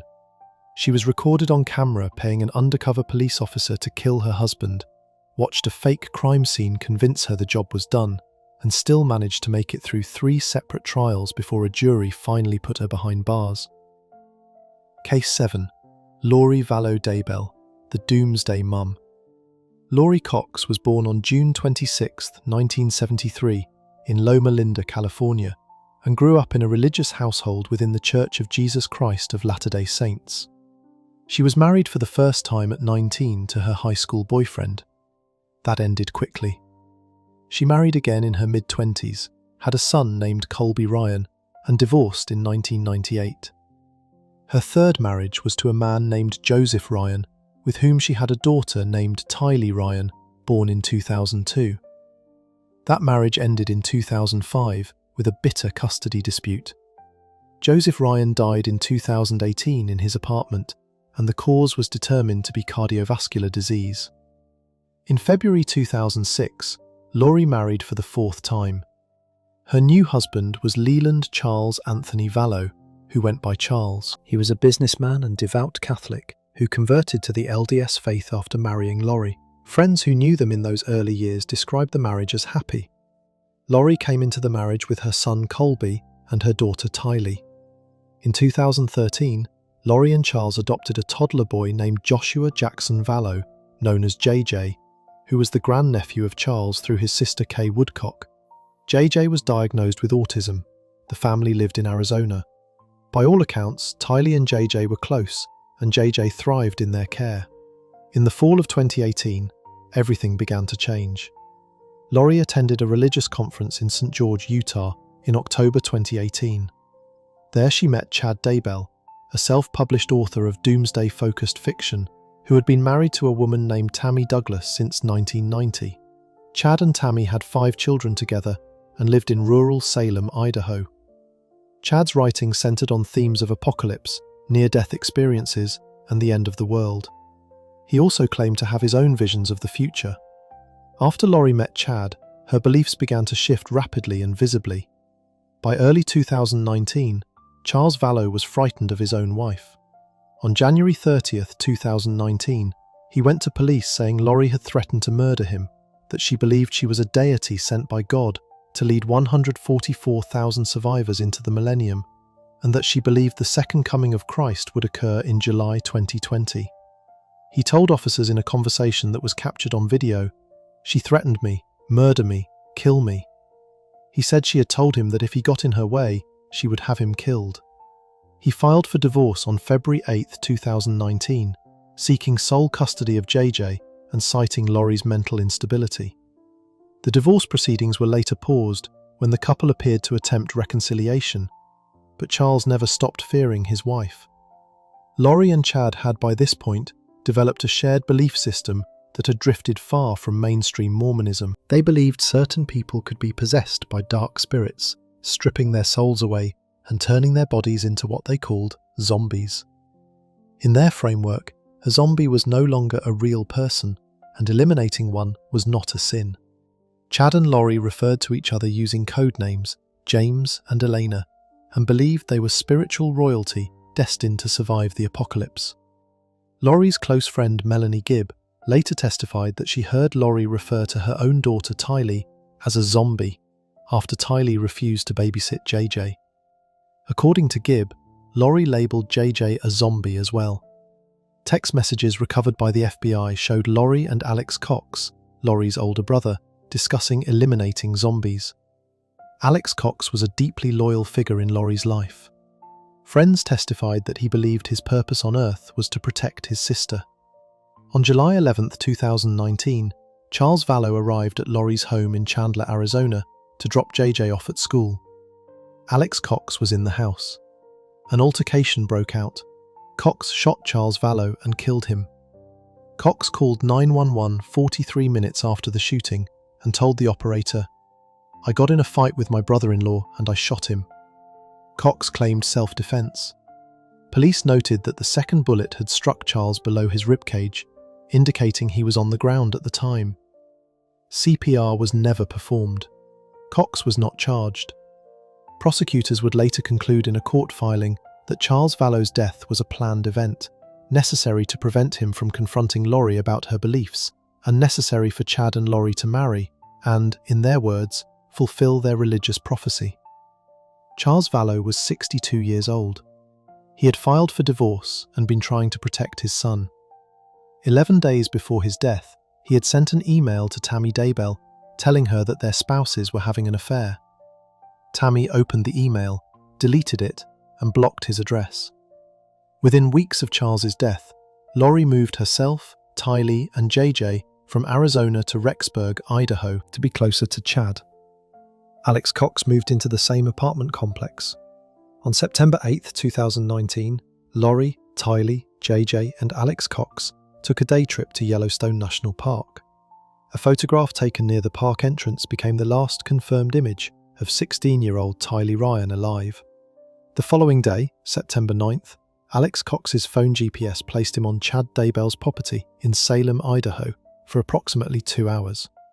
That same day, Chad sent a text message to his wife Tammy, telling her he had shot a raccoon and buried it in the pet cemetery on their property. On September 22, 2019, Lori's friend Melanie Gibb was visiting and saw 7-year-old JJ asleep at the apartment. It was the last confirmed sighting of JJ alive. The following day, September 23rd, JJ was recorded as having an unexcused absence from school. Lori told the school she had decided to homeschool him. That afternoon, Cox's phone GPS again showed him returning to Chad's property for a shorter period. On October 19, 2019, Tammy Daybell was found dead in her bed at the Daybell home in Salem. Her family said she had appeared ill and believed she had died in her sleep. The family declined an autopsy. She was 49 years old and the mother of 5 children. Her death was initially classified as natural. Chad Daybell and Lori Vallow were married on November 5, 2019, 16 days after Tammy's death, at a beach ceremony in Hawaii. On November 26, 2019, JJ's grandmother Kay Woodcock, who had not been able to reach the 7-year-old boy in months, requested a welfare check. When police contacted Lori, she told them JJ was with Melanie Gibb. Gibb told police that was not true. As the search for JJ expanded, police realised that Tylee had also been missing since September. Lori and Chad left Idaho and travelled to Hawaii. On January 25, 2020, police served Lori with a court order demanding she produce the children within 5 days. She did not comply. On February 20, 2020, Lori was arrested in Hawaii on charges of felony desertion and obstruction. She was extradited to Idaho in March. On June 9, 2020, investigators searching Chad Daybell's rural Salem property found human remains buried in shallow graves. The remains were identified as Tylee Ryan and JJ Vallow. Chad was arrested the same day. Tylee's remains showed evidence of burning and dismemberment. The judge presiding over the case later stated from the bench that the children had been burned, mutilated, and dismembered, and buried like animals. Tammy Daybell's body was exhumed in December 2019. An autopsy completed in February 2020 determined the cause of her death was asphyxiation. Her death was reclassified as homicide. In May 2021, Lori and Chad were indicted on charges of first-degree murder for the deaths of Tylee and JJ, conspiracy to commit murder in Tammy's death, and related fraud charges. Lori was also indicted in Arizona on conspiracy to commit murder charges in connection with Charles Vallow's death. In June 2021, a judge found Lori incompetent to stand trial and committed her to a mental health facility. She was found competent in April 2022. Lori's Idaho trial began on April 3, 2023. The death penalty had been removed prior to trial at the defense's request. The trial lasted approximately 6 weeks. Prosecutors presented GPS records, text messages, FBI evidence, and witness testimony. One of the most devastating witnesses was Kay Woodcock, JJ's grandmother, who testified about the last time she spoke to the 7-year-old boy. Lori's own son, Colby Ryan, testified as well, describing what he lost when his stepfather, sister, and brother all died within months of each other. On May 12, 2023, a jury of 10 men and 8 women unanimously found Lori guilty on all counts: first-degree murder of Tylee Ryan, first-degree murder of JJ Vallow, conspiracy to commit murder of Tammy Daybell, grand theft for collecting Social Security benefits on behalf of the children after their deaths, and related charges. A juror who later spoke to East Idaho News said, "If there was a face to evil, it was hers." On July 31, 2023, Judge Stephen Boyce sentenced Lori to 3 consecutive life sentences without the possibility of parole, 1 for each murder and conspiracy conviction. He told her she had chosen the most evil and destructive path possible and had other options available to her. He noted that while she was honeymooning in Hawaii, her children were lying in shallow graves in Idaho. Lori addressed the court before sentencing and quoted Bible verses about not judging others. Chad Daybell was tried separately. He was convicted on May 30, 2024, of the first-degree murders of Tylee Ryan, JJ Vallow, and Tammy Daybell, as well as conspiracy and insurance fraud. On June 1, 2024, he was sentenced to death. He is held at an Idaho maximum security facility, awaiting execution. Lori was extradited to Arizona in November 2023 to face the conspiracy charges related to Charles Vallow's death and the attempted murder of Brandon Boudreaux, Lori's niece's ex-husband, who survived a drive-by shooting in October 2019. She represented herself in both Arizona trials.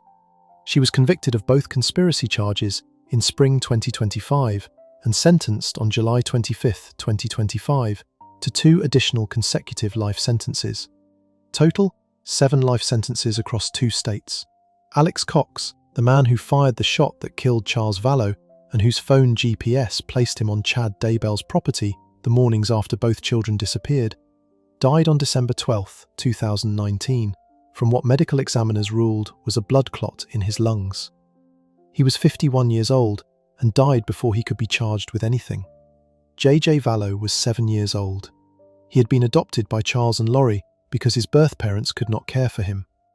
Kay Woodcock, his grandmother, told the sentencing court that in 72 days, Laurie took everything from J.J., his father, his sister, and his life. Before we move on, if you're enjoying this analysis, please consider subscribing. It helps the channel tremendously. While Laurie Vallow Daybell used her brother as the weapon and her religious beliefs as the justification, the next woman on this list never even tried to hide what she wanted. She walked into a meeting with who she believed was a hitman and was caught on camera, in her own words, making sure her husband would be killed. Case 8. Dalia Dippolito, the actress. Dalia Muhammad was born on October 18, 1982, in New York City, to an Egyptian father and a Peruvian mother. When she was 13 years old, the family relocated to Boynton Beach, Florida, where she graduated from high school in 2000. After school, she worked in real estate briefly before turning to escort work. It was through that work, in 2008, that she met Michael Dippolito. Michael was 38 years old, a convicted felon who had served 7 months in prison for a stock fraud scheme in which he bilked investors out of approximately $200,000. He had been sentenced to 28 years of probation and still owed $191,000 in restitution to his victims. He was married to another woman when he hired Dalia for sex. He fell hard enough for her that he divorced his wife. 5 days after the divorce was finalized, on February 2, 2009, Michael and Dalia were married. They moved into a townhouse in the newly developed Renaissance Commons community in Boynton Beach and, at least on the surface, started a life together. The marriage was less than a month old when things started going wrong. Michael later testified that Dalia began stealing money from him almost immediately after the wedding.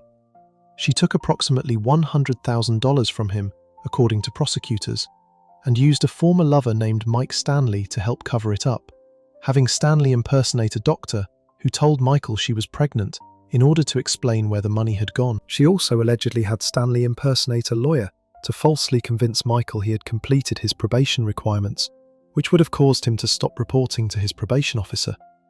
If Michael stopped showing up, he would be found in violation of his probation terms and sent back to prison. Michael testified that drugs were planted in his truck on 2 separate occasions and that anonymous tips called into police accused him of dealing narcotics. He believes Dalia was behind all of it. He also told the court he believed she spiked his iced tea with antifreeze at some point, citing the strange taste that caused him to spit it out. The goal, according to prosecutors, was to get Michael out of the way by any means available. When none of those methods worked, Dalia began looking for a more direct solution. In late July 2009, just 5 months after the wedding, Dalia approached a former lover named Mohammed Shihada. She told him she wanted her husband killed and asked him to find someone who could do it. Shihada was alarmed. He went to the Boynton Beach Police Department and told detectives what Dalia had asked him to do. Police were initially skeptical but chose to investigate. By chance, the television show Cops was in the area that week filming content with the Boynton Beach Police Department. Detectives arranged for Shihada to wear a hidden camera and meet with Dalia. On July 30, 2009, that meeting took place in a gas station parking lot. Dalia told Shihada on camera that she had a contact who could carry out the job. She would meet the contact 2 days later to finalize the details.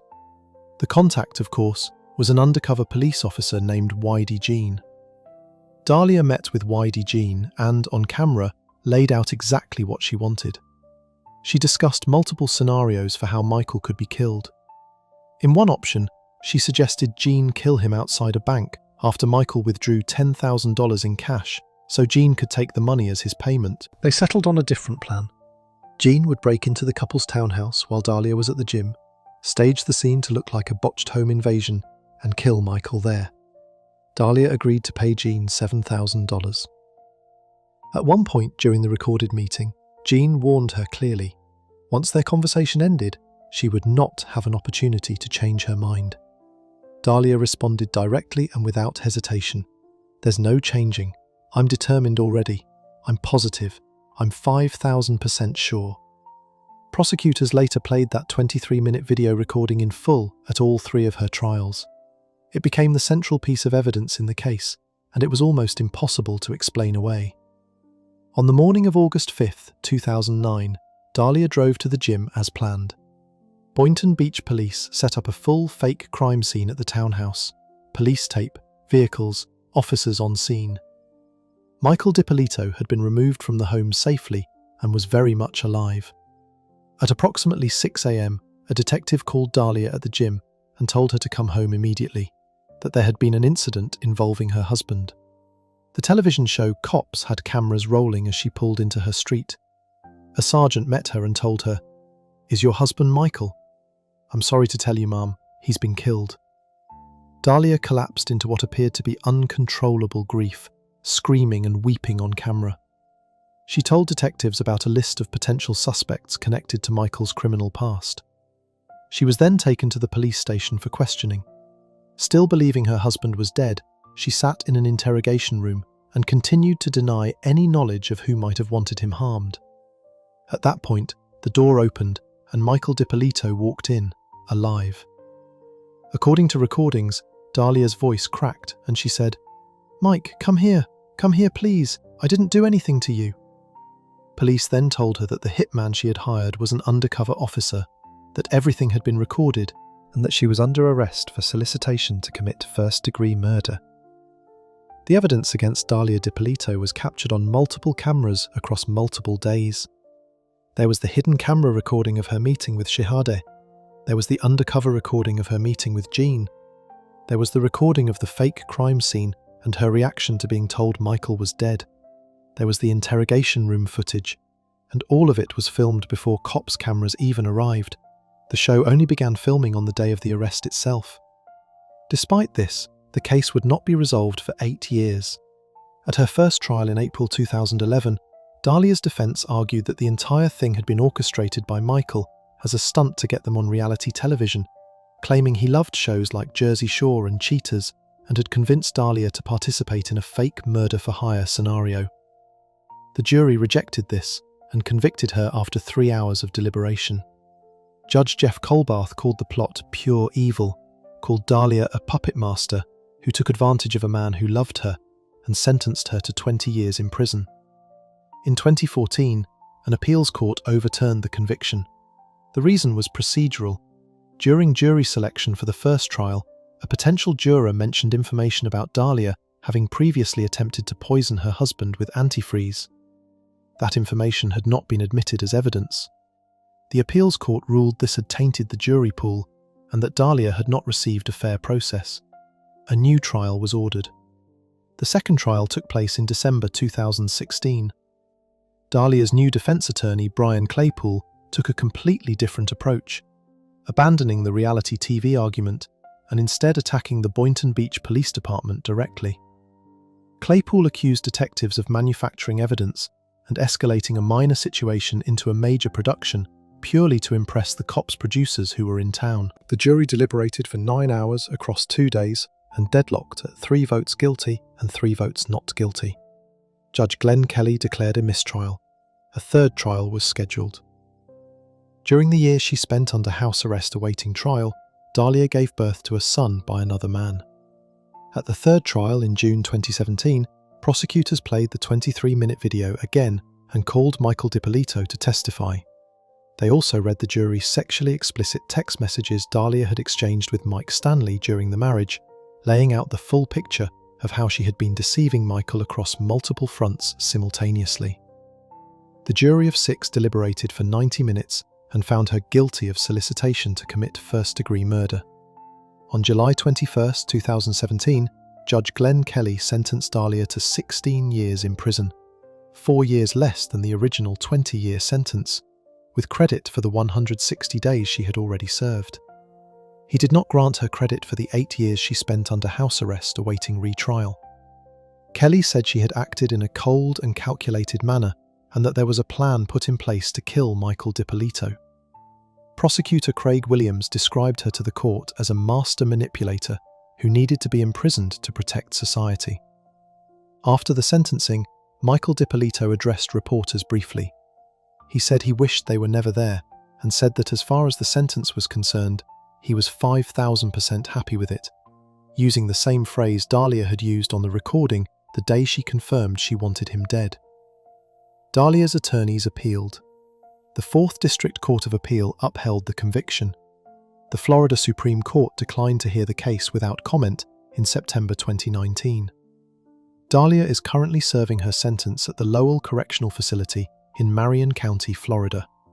Her projected release date is February 2031. Mohammed Shihadeh, the former lover who went to police and set the sting operation in motion, was found dead in his Sebring apartment on October 24, 2021, at age 40. He had not been seen by family for 2 days. A cause of death was pending at the time of reporting. Michael Dippolito, who had been married to the woman for less than 6 months when she paid $7,000 to have him killed, told producers of a documentary years later, "I guess I'm lucky to be alive, but I can't really get to that feeling because I had to deal with this nonsense for 9 years. He found new love and moved on." Before we move on, if you're enjoying this analysis, please consider subscribing. It helps the channel tremendously. While Dalia Dippolito was caught in real time on camera, with full audio and video evidence of exactly what she wanted done, the next woman in this video went completely the other direction.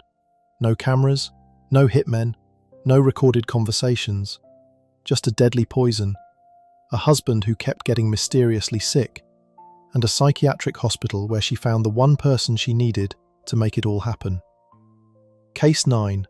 Deborah Green, the Doctor. Deborah Jones was born on February 28, 1951. She grew up in Illinois, attended the University of Kansas Medical School, and while studying there, met a fellow medical student named Michael Farrar. He was 4 years younger than her, an Eagle Scout and high achiever on his way to becoming a cardiologist. Deborah went into oncology and hematology. They married in 1979. The picture they presented to the world was one of the most professionally accomplished couples in the Kansas City area. 2 doctors, 3 children, an upscale home in Prairie Village, an affluent suburb of Kansas City, Kansas. Their son Timothy was born first in 1982, followed by a daughter named Kate, and then a younger daughter named Kelly, born in 1989. At some point in the mid-1980s, Deborah stopped practicing medicine to stay home and raise the children, while Michael built a thriving cardiology career. According to Michael, the marriage had been difficult for years. He said Deborah had a short temper and frequently accused him of being unfaithful. He said their arguments were constant and that Deborah's hostility toward him eventually infected the children, particularly Timothy, their eldest son, to the point where Michael and the 13-year-old had come to physical blows. By 1995, Michael had begun an affair with a woman named Margaret Hacker. He asked Deborah for a divorce. He filed the papers in July 1995. That summer, Michael Farrar started getting sick. The first episode came in August 1995. Michael fell violently ill with severe nausea, vomiting, and abdominal pain. He was hospitalized. Doctors could not identify the cause. He was discharged. He returned home to the family house on Canterbury Court in Prairie Village and recovered. Then he got sick again. He was hospitalized a second time. The same symptoms, the same inability to pin down a diagnosis. He was discharged again and returned home. It happened a third time. Each time, Michael would stabilize in the hospital on a bland diet and then fall ill again almost immediately after coming home and eating food prepared in the family kitchen. The pattern was so consistent that Michael began to wonder about it, though he initially dismissed the idea that his wife was doing it on purpose as ridiculous. It was Michael's girlfriend, Margaret Hacker, who first said the words out loud. She thought Deborah was poisoning him. Michael pushed back. But then he started doing his own research. He looked into castor beans, the seeds of the castor plant, and what they contained. Castor beans are the source of ricin, one of the most toxic, naturally occurring substances in the world. It works by getting inside the body's cells and preventing them from making the proteins they need to function, causing them to die. It has a deceptively sweet taste. There is no antidote. Even a small amount is lethal. Michael had studied chemistry before medical school and understood the science behind what he was reading. In late September 1995, he searched the house and Deborah's belongings.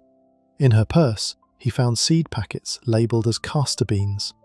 He also found empty vials of potassium chloride and a copy of an anonymous letter that had previously been sent to him, urging him not to pursue the divorce. About a month before the fire, a domestic disturbance call to the Prairie Village home had led responding police officers to the same discovery: castor bean packets in Deborah's possession. Investigators later traced 2 separate purchases of castor beans to Deborah. The first was documented from an Olathe, Kansas Earl May Garden Center receipt dated August 7, 1995, the same time Michael first became ill. The second purchase was made on approximately September 20, 1995, also from an Earl May store, where a clerk recalled a woman special ordering 10 packets of the out-of-season seeds and explaining they were for a schoolwork project. The clerk identified Deborah from a photo lineup. Castor beans are not planted in September. The growing season was long over. Michael moved out of the family home. He rented an apartment nearby. Deborah remained in the house with the 3 children. She had begun drinking heavily. She made threats. She told people she wanted Margaret Hacker dead. According to testimony later given at the show cause hearing, she called Michael's girlfriend an obscene name and told Michael he would get the children over her dead body. On September 25, 1995, police were called to a confrontation involving Deborah at a hospital where she spat on Michael, used obscene language, and made explicit threats. She was briefly admitted to the Menninger Clinic in Topeka for what was diagnosed as major bipolar depression with suicidal impulses. She was placed on Prozac, Tranxene, and Klonopin. She returned home after 4 days. On October 23, 1995, Michael spent the afternoon with Margaret Hacker and then drove to the family home to pick up Timothy and Kelly to take them to Timothy's hockey game. He dropped both children back at the house at approximately 8:45 p.m, said goodnight to Deborah, and drove back to Hacker's for dinner. He left her home around 11:15 in the evening. Shortly after midnight on October 24, 1995, neighbours John and Mary Foreman at 7517 Canterbury Court in Prairie Village were woken by their dog barking frantically. Someone was knocking on their side door. John went to answer it. Standing outside in a pink nightgown was their neighbour, Deborah Green. Their house was on fire. Firefighters responded. Deborah and her 10-year-old daughter Kate had escaped. Timothy and Kelly were still inside. Firefighters fought to reach them. Timothy was 13 years old, Kelly was 6. Despite the efforts of first responders, neither child survived. Timothy sustained fatal burns. Kelly died of smoke inhalation. A first responder who arrived at the scene testified at the subsequent show cause hearing that 10-year-old Kate Farrar had been very frantic with worry about her siblings. Deborah Green, by contrast, showed little, if any, emotion. A witness noted that during her interview with investigators in the hours after the fire, Deborah referred to her deceased children in the past tense. She did not ask about their condition for over an hour while the chaos unfolded around her. Fire investigators moved quickly. They found trails of accelerant inside the house that led back to the direction of Deborah's bedroom. The fire had multiple points of origin. The pour patterns were not consistent with an accidental ignition. Arson investigators concluded the blaze had been deliberately set using a flammable liquid applied throughout the structure. Michael Farrar filed for divorce the day after the fire. Within weeks, investigators connected the arson to the poisoning. Blood tests on Michael, submitted before surgery to treat an aneurysm that doctors believed had been caused by the ricin exposure, showed ricin antibodies in such large quantities that an FBI criminologist testified at the show cause hearing that Michael had been subjected to repeated exposures over an extended period. The damage from the ricin poisoning was severe enough that Michael required not just one, but a series of major surgeries. In total, He underwent 11 operations related to the poisoning, including brain surgery to drain an abscess and heart surgery to repair cardiac damage caused by the toxin. When asked later about the castor beans found in her possession, Deborah claimed that her son Timothy had needed them for a science project. Timothy was dead and could not dispute it. Deborah was arrested on November 22, 1995. The same afternoon, she dropped off Kate for ballet rehearsal at the Midland Theatre in Kansas City. Police did not honor her attorney's request that she be allowed to turn herself in. They arrested her without warning, believing her behavior was too unpredictable to wait. She was charged with 2 counts of first-degree murder for the deaths of Timothy and Kelly, 2 counts of attempted first-degree murder for the poisoning of Michael and the endangerment of Kate, and 1 count of aggravated arson. Bail was set at $3 million, the highest ever imposed in Johnson County, Kansas history. Johnson County prosecutor Paul Morrison announced he would seek the death penalty. For months, Deborah maintained her innocence. Her defense team explored the possibility of arguing that Timothy had set the fire himself. Then her own defense investigators reviewed the forensic evidence. What they found convinced them that the prosecution's case was too strong to beat. In April 1996, on the advice of counsel and facing almost certain execution, Deborah entered an Alford plea, formally maintaining her innocence while conceding that prosecutors had sufficient evidence to convict her on all counts. The death penalty was dropped. One of her defense attorneys, Dennis Moore, later became a United States congressman.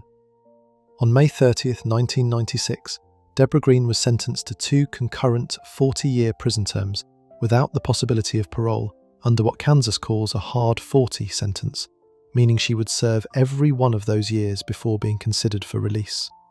Her parole eligibility date is November 21, 2035, when she will be approximately 84 years old. She has appealed twice since her plea. In 2000, she filed to withdraw the pleas on grounds of mental incompetence at the time she entered them. That was denied. In 2004, she filed again, arguing that advances in arson investigation science since 1995 showed the poor pattern evidence against her was scientifically flawed. That hearing was held in January 2005, and District Judge Peter Ruddick denied it. The prosecutor at the hearing made clear that if the plea were ever withdrawn, the death penalty would go back on the table. Deborah dropped the motion. In 2003, she was cited for a disciplinary violation at the Topeka Correctional Facility when escape plans were reportedly found in her cell. She is currently incarcerated at the Topeka Correctional Facility in Kansas. She is now 74 years old. Michael Farrar survived. He spent years putting his career back together after 11 surgeries and the loss of 2 children. He joined North Kansas City Hospital as a cardiologist and worked there for 44 years, eventually becoming a beloved figure within the institution. He remarried and told the Kansas City Star in 1997 that he just wanted to stay out of the limelight and go on with his life. People did not forget. True crime author Ann Rule's 1997 book about the case, Bitter Harvest, became a New York Times bestseller. It was adapted into a Lifetime film in 2021. Michael Farrar died in Smithville, Missouri, in August 2023 at the age of 68. Timothy Farrar was 13 years old. Kelly Farrar was 6 years old. They were asleep in the house when their mother set it on fire. Before we move on, if you're enjoying this analysis, please consider subscribing. It helps the channel tremendously. The 10 cases in this video span decades, methods, and states, but they all come back to one question that never really has an answer. How does someone who once chose a life with another person reach the point where they plan to end it? Case 10. Brin Hartman, the comedian's wife. Vicky Jo Omdahl was born on April 11, 1958, in Thief River Falls, a small city in northwestern Minnesota. Her father was an engineer and her mother ran a retail shop. She grew up in a close-knit family with a brother named Gregory and 2 sisters, Catherine and Deborah. She dropped out of high school without graduating, left Minnesota, and moved toward a career in modeling. She eventually relocated to Hollywood, changing her first name first to Bryndon and then to Brin. She had been married once before, briefly, to a man named Douglas Torfin, a telephone operator from her hometown, but that marriage ended quickly. She put herself through acting lessons, took modeling work, and tried to build a foothold in the entertainment industry. In 1986, Brin was working as a swimsuit model when she went on a blind date with a Canadian comedian named Philip Edward Hartman. Phil was 37 years old, warm, confident, and on the verge of a significant career breakthrough. He had spent years working with the Los Angeles improv group The Groundlings and had recently joined the cast of Saturday Night Live on NBC. In the world of comedy, his peers called him the Glue, the reliable, versatile performer who could hold any sketch together and make everyone else look better. Later that same year, Phil joined SNL as a cast member and stayed for 8 seasons. Brin and Phil became a couple almost immediately and married on November 25, 1987. It was his third marriage and her second. Their son, Sean Edward Hartman, was born in 1988. Their daughter, Bergen Annika Hartman, followed in 1992. From the outside, the Hartmans appeared to be living the Hollywood life that many people dream of. Phil won a Primetime Emmy Award in 1989 for his writing work on SNL. He became known for his impressions, most famously of Bill Clinton, and for his recurring Simpsons characters Lionel Hutz and Troy McClure. He left SNL in 1994 and joined the cast of the NBC sitcom News Radio, playing the smug and pompous anchorman Bill McNeil. He worked constantly. In 1994, the couple moved into a $1.4 million home in Encino, California. Their children were in school, their finances were solid, and Phil's career showed no signs of slowing down. Brin's was a different story. She had come to Hollywood with her own ambitions. She wanted to act. Despite taking classes and pursuing roles, the parts she landed were small. A waitress in the 1994 film North, a brief appearance on the TV show Third Rock from the Sun. Phil's friends said that she felt increasingly intimidated by the gap between his success and hers. His biographer Mike Thomas later said Brin resented Phil more and more because he was not home nearly as much as she wanted him to be. She felt unseen. She had also struggled with cocaine and alcohol addiction years before the marriage and had been sober for close to a decade while the children were young. As Phil's career took him further from home, she began to drink again, and eventually she began using cocaine again too. Phil's attorney and close friend Steve Small told the Los Angeles Times after the deaths that Brin had trouble controlling her anger and that Phil had to physically restrain her at times. Small described a pattern in the house where Brin would escalate fights to get Phil's attention, and Phil would go quiet and withdraw, which made her escalate further.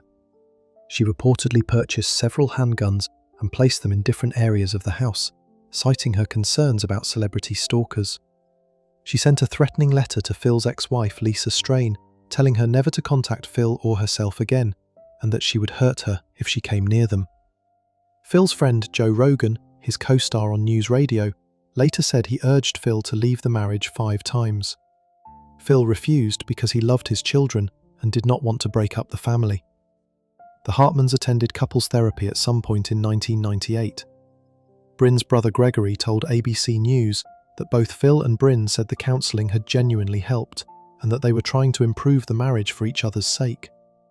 But by May 1998, Brin had relapsed. She had gone back to cocaine.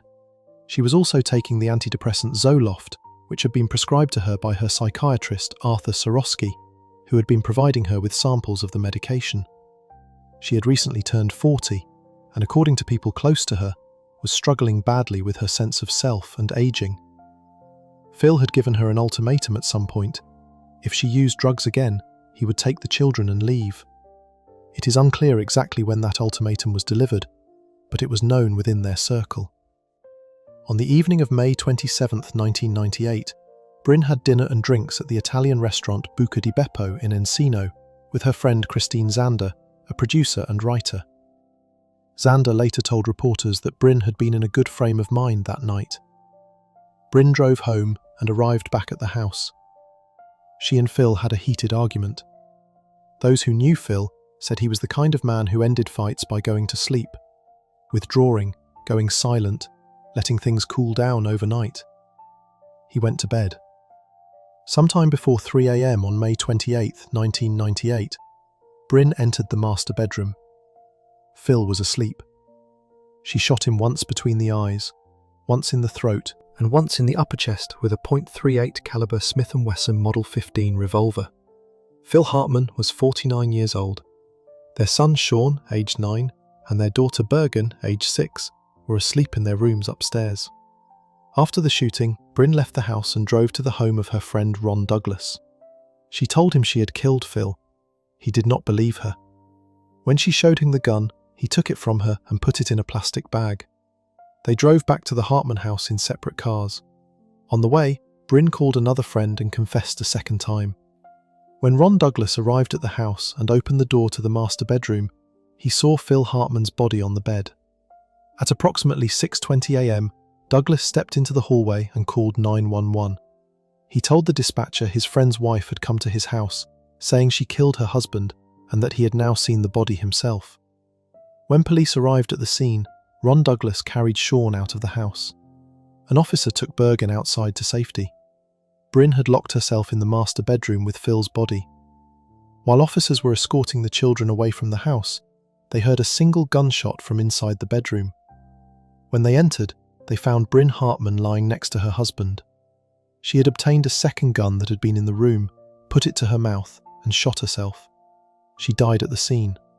She was 40 years old. The Los Angeles County medical examiner Craig Harvey later determined that Brin's blood alcohol content at the time of her death was 0.12%, above California's legal limit for driving. Toxicology also confirmed cocaine and Zoloft in her system. Harvey told reporters, "Between the cocaine and alcohol, the two of them most definitely intensified the other's effects. The Zoloft is kind of a wild card." Phil Hartman's toxicology showed no illegal substances. He had been taking an over-the-counter cold medicine.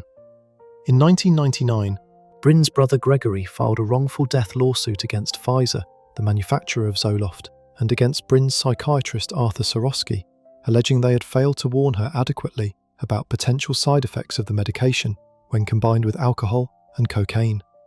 Gregory told ABC News that he believed the drug caused his sister to lose awareness of what she was doing when she shot Phil, and that when the effects wore off, the grief of what she had done drove her to take her own life.